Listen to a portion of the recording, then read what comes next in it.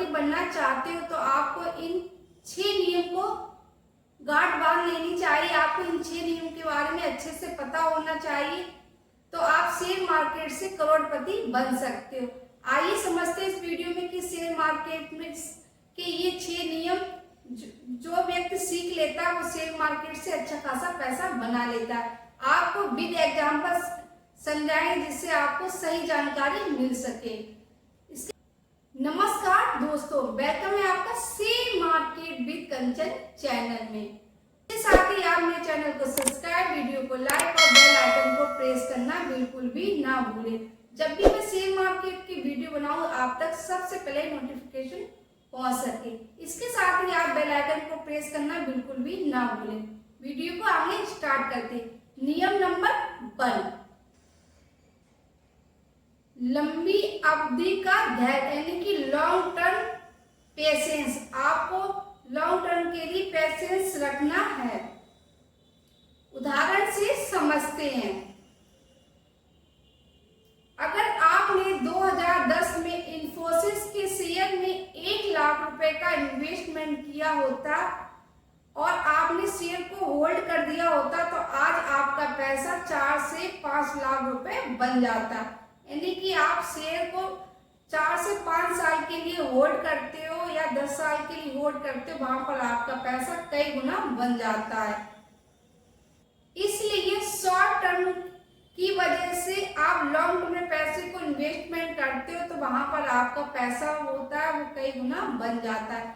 Short term में आपकी profit ना के बराबर होगी, लेकिन आप लॉन्ग टर्म के लिए शेयर को होल्ड करते हो तो वहां पर आपका पैसा काफी ज्यादा बनने लगता है, यानी कि पैसा आपको कई गुना बढ़ जाता है। नियम नंबर 2, कंपाउंडिंग का जादू।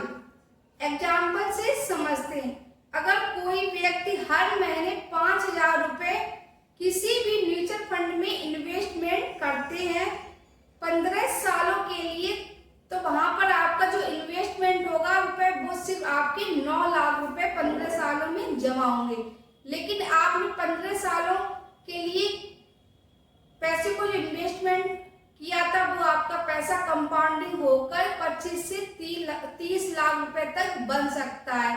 तो यहाँ पर आपको कंपाउंडिंग का मैजिक देखने को मिलता है, क्योंकि कंपाउंडिंग में आपका पहले साल में आपका पैसा थोड़ा कम बनता है, लेकिन सेकेंड ईयर से आपका पैसा ईयर बाय ईयर कई गुना होता है।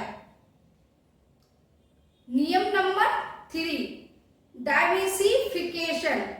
डाइवर्सिफिकेशन आपको करना आना चाहिए। आपको अलग अलग सेक्टर में पैसे को इन्वेस्टमेंट करना चाहिए। एग्जाम्पल से समझते हैं।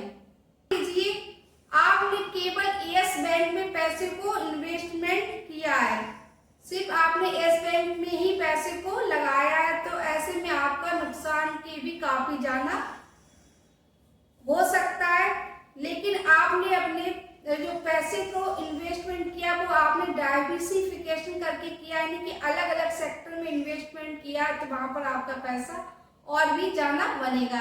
जैसे आपने कुछ अमाउंट HDFC बैंक में लगा दिया, कुछ अमाउंट TCS में लगा दिया, कुछ रिलायंस में लगा दिया, और भी कुछ ऐसे स्टॉक होते हैं यदि आप लॉन्ग टर्म के लिए इन्वेस्टमेंट करते हो डाइवर्सिफिकेशन करके तो आपका पैसा बनता है वहां पर।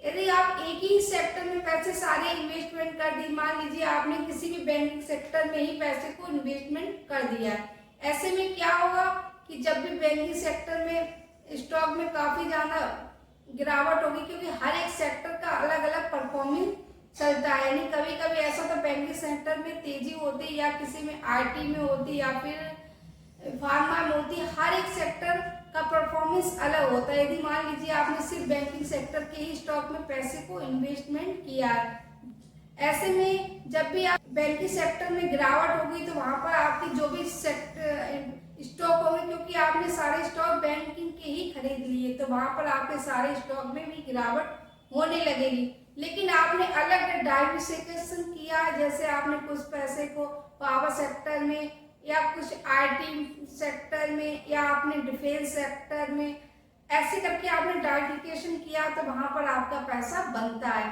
क्योंकि कोई स्टॉक गिरेगा कोई बढ़ेगा, यानी कि आपके पोर्टफोलियो एक बैलेंस पोर्टफोलियो बन जाएगी। नियम नंबर 4, रिसर्च और नॉलेज एग्जाम्पल से समझते हैं।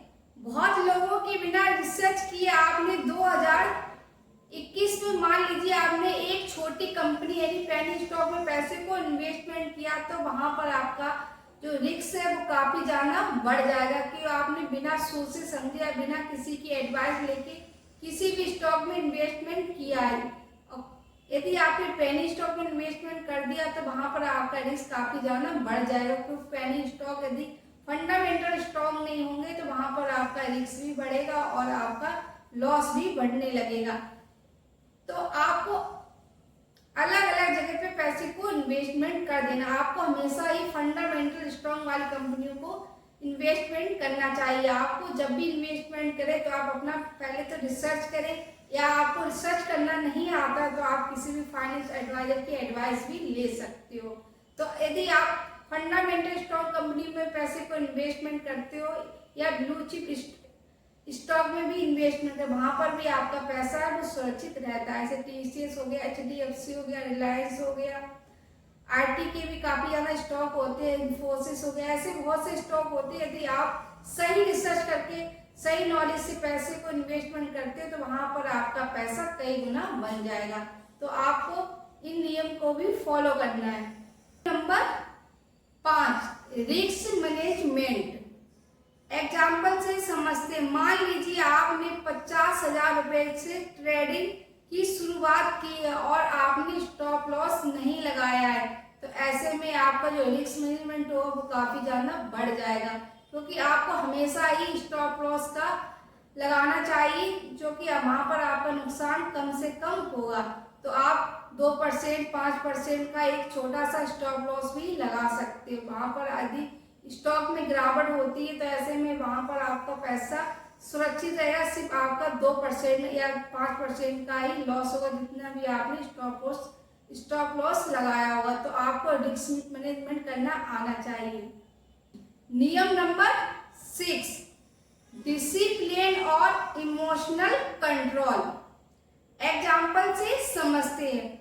मार्केट में जब भी गिरावट होती है तो ऐसे में लोग डर के कारण से अपने स्टॉक को बेच देते हैं, तो वहां पर प्रॉफिट होती है, वहां पर प्रॉफिट आपकी कम होने लगती है या फिर आपकी प्रॉफिट नहीं होती है, क्योंकि आप गिरती हुई मार्केट में आपने देखा कि मार्केट गिरने लगा तो आपने थोड़ी प्रॉफिट उठाई या फिर आपने थोड़ा बहुत लॉस बुक किया, आपने वहां से निकल दिए, यानी कि आपने अपनी पोजीशन को काट दिया। लेकिन आपको हमेशा डिसिप्लिन और पेशेंस के साथ काम करते हो तो आपका पैसा बनता, क्योंकि मार्केट में अप और डाउन दोनों साइड ही चलती रहती है। तो हमेशा ध्यान रखना है, आपको कभी भी डर की वजह से स्टॉक को बेचना नहीं है।